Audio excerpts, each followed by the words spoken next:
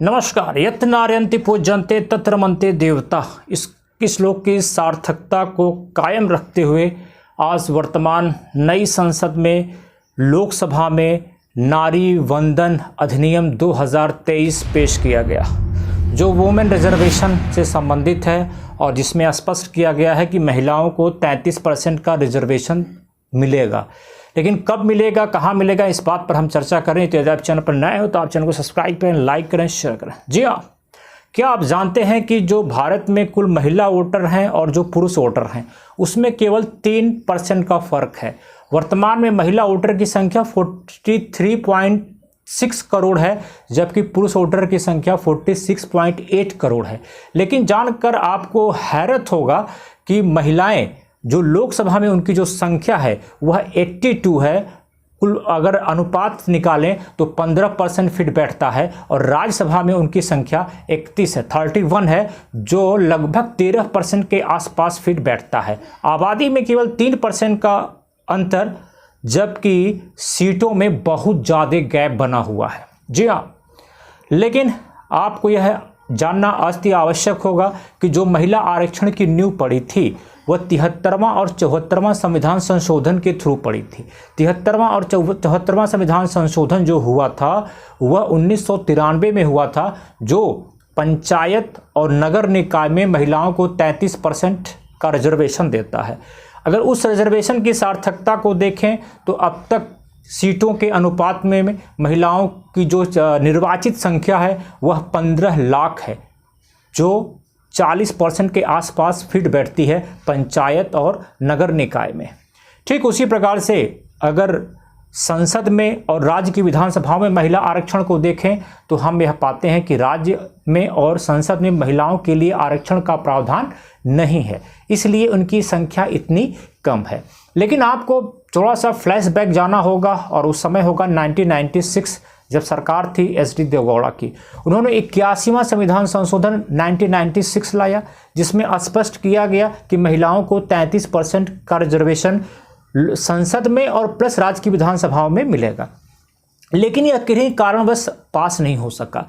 पुनः 98 में, यानी उसके बाद 1998 में अटल बिहारी वाजपेयी जी की सरकार आती है और उन्होंने इसे 12वीं लोकसभा में 84वां संविधान संशोधन 1998 के रूप में इंट्रोड्यूस किया।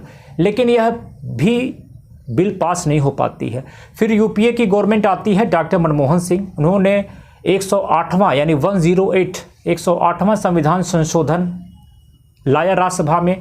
राज्यसभा तो से यह पारित हो गया मार्च 2010 में, लेकिन यह पास नहीं हो पाया। 2014 में बीजेपी अपने मैनिफेस्टो में दावा करती है कि वह जैसे ही आएगी वो 33% रिजर्वेशन महिलाओं को देगी। वही मैनिफेस्टो में दावा पुनः 2019 के लोकसभा के चुनाव में किया गया, जिसमें आधी आबादी ने बढ़ चढ़कर हिस्सा लिया और वर्तमान प्रधानमंत्री श्री नरेंद्र मोदी जी को वोट दिया।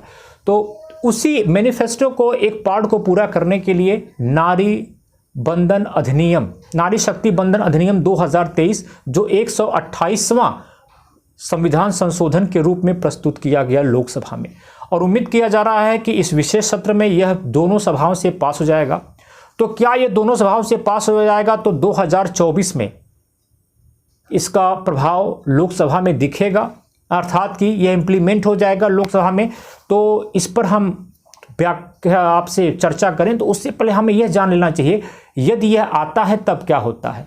यदि यह आएगा तो लोकसभा में जो वर्तमान 82 सीट महिलाओं की है 82, वह बढ़ के 182 हो जाएगी। जब यह आएगा तो मात्र 15 वर्ष के लिए आएगा और इसे समय समय पर बढ़ाए जाने की अनुशंसा भी की जाएगी।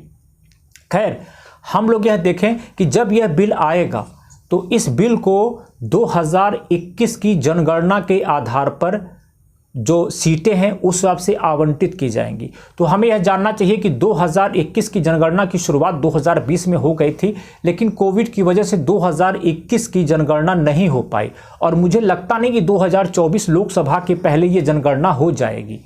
इसलिए इसको जब भी इम्प्लीमेंट किया जाएगा तो मे भी अगली लोकसभा चुनाव यानी कि 2029 में या उत्तर प्रदेश की विधानसभा जो 2027 में चुनाव होगा वह नए महिला आरक्षण के संदर्भ में होगा, उसमें इस कानून को इम्प्लीमेंट कर दिया जाएगा। क्योंकि आप जानते हैं कि जब भी जनगणना की जाती है तो उसके बाद से डिलिमिटेशन अर्थात कि परिसीमन आयोग का गठन किया जाता है, जो वह सीटों का निर्धारण करता है। आपको यह जान के और हैरत होगा कि वर्तमान में जो हमारी सीटें हैं वह 1971 की जनगणना पर आधारित हैं। तब से हमारे देश की आबादी बहुत बढ़ी है और हमें लोकसभा, राज्यसभा, विधानसभा में आनुपातिक रूप से सीटों के बढ़ोतरी की उम्मीद करते हैं कि नए जो डिलिमिटेशन होगा इसमें सीटें बढ़कर आएंगी। यदि आपको जानकारी अच्छी लगी हो तो